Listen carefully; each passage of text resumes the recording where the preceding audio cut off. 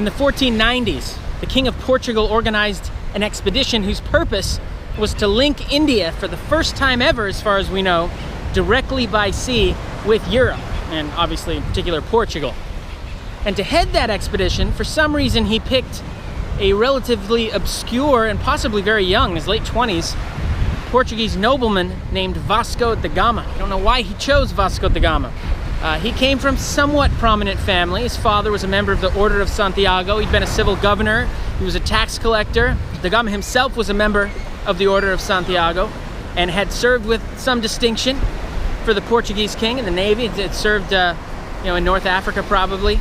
He'd led an expedition in the early 1490s successfully, a minor expedition against some French ships. But be that as it may, no reason that da Gama should be so distinguished as to be the obvious choice to lead this first in history expedition, one that could have such important implications for trade and for politics and for power. And yet, none of that would matter, because in a few years, Vasco da Gama was going to change the world.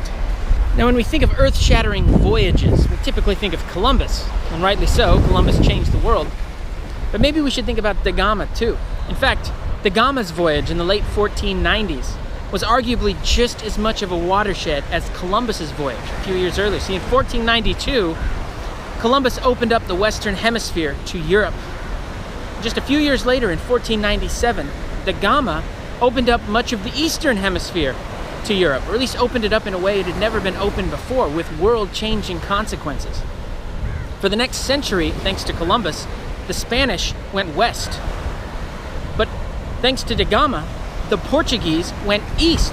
And if you'd asked anyone in Europe who cared in 1500 who got the better deal of the two, they would have picked the Portuguese almost without a doubt. Now, clearly the Portuguese got the better prize. Of course, American gold and silver are going to more than even the scales, to say the least. But the point is that the trade routes that da Gama pioneered in the late 1490s and the early 1500s and beyond, these were so lucrative that they would be contested by not just the Portuguese and not just the Muslim merchants that were already there, but the English and the Dutch and the French and others for centuries, and the world would never be the same, not even close. Now, Vasco da Gama's mission is to connect India with Portugal and Europe, okay, directly by sea. Now, a smattering of Europeans have visited India. They've gone over land, or they've gone over land and by sea, the Red Sea or whatever, but no one's ever gone all the way by sea. This would be a first.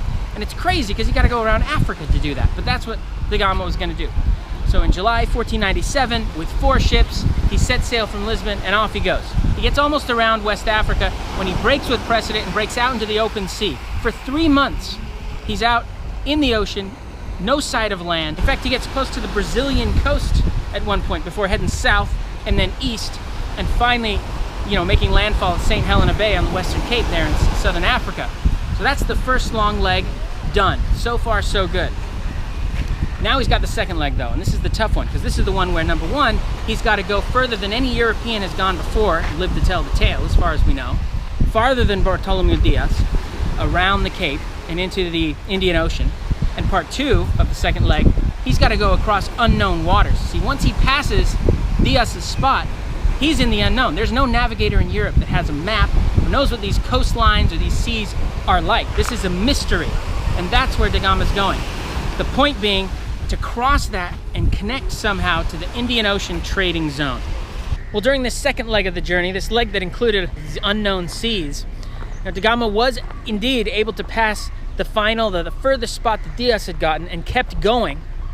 Now he's in uncharted territory. No map's really going to help him. He sort of has a direction to go. He's creeping up the coastline with his 3 remaining ships. He lost one of his ships coming around the Cape, but one of his storage ships. But he's got 3 left, and they're creeping up the coast, making their way slowly through these unknown waters until finally they reached the island of Mozambique, not to be confused with the modern state of Mozambique.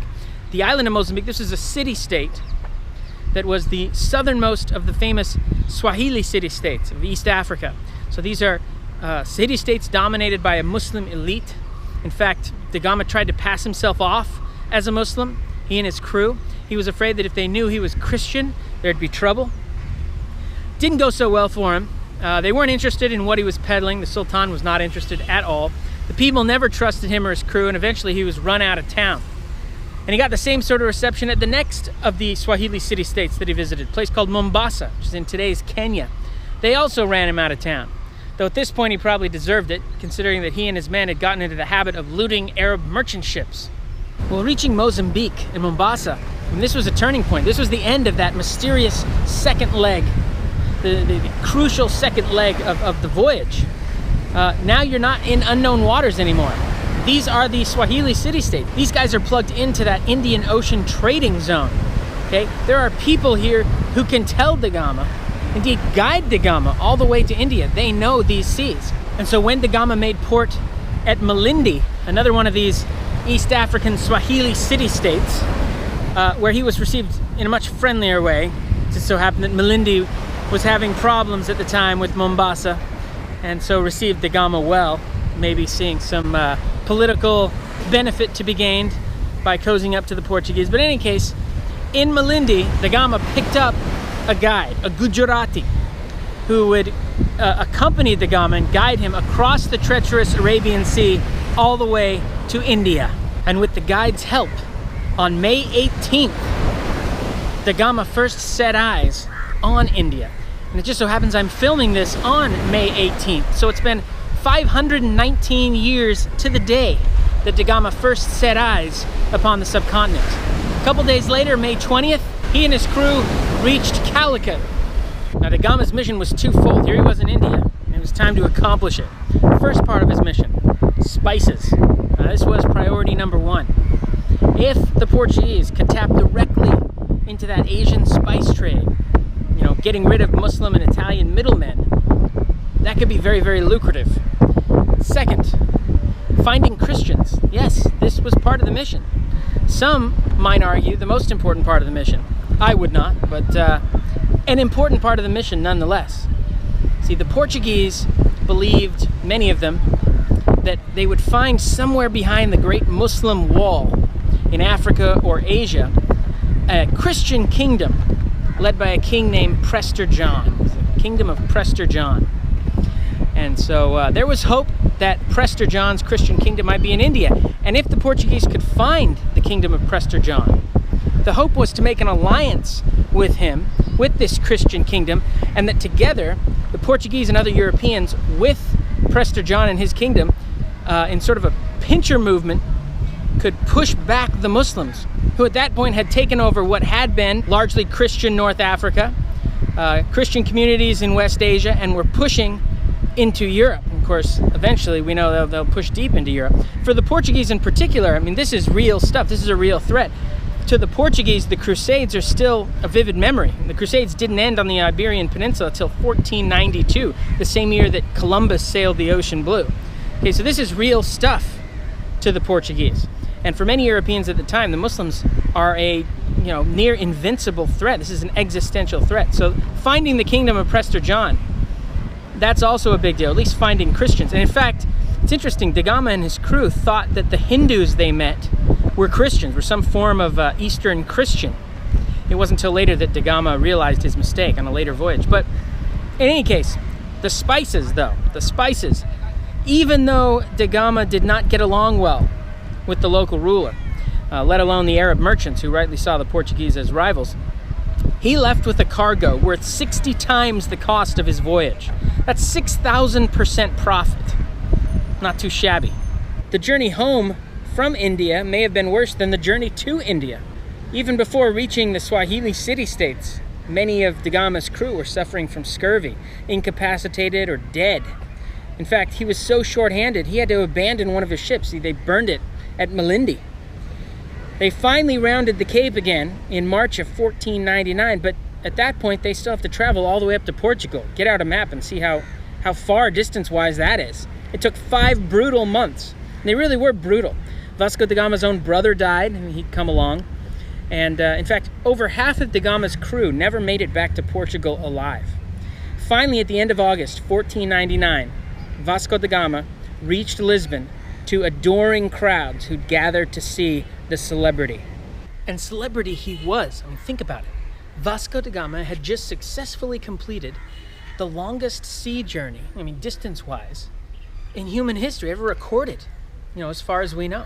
So that alone would be noteworthy, very noteworthy. But the journey's greatest significance was political, it was cultural. Vasco da Gama's journey opened the way for the Portuguese colonization of East Africa. It opened the way for the European presence in India, with all that would entail in the future. The Portuguese would be in Southeast Asia, they would be in China, they would be in Japan, they'd be taking over ports, they'd be setting up missions, converting hundreds of thousands, setting up trade depots, and they were only the first. Now that acclaim didn't last.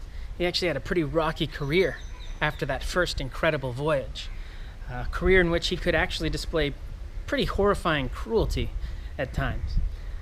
He would come to India 3 separate times.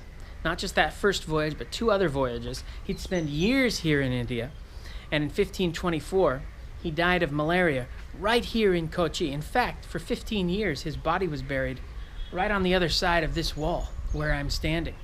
Eventually, his son would come and take his remains back to Portugal, but this is where he was buried for a decade and a half. Now, Columbus had opened up a new world for Spain, but da Gama connected the old world, indeed the rest of the world, with Portugal. Together, Columbus and da Gama ushered in a new historical era.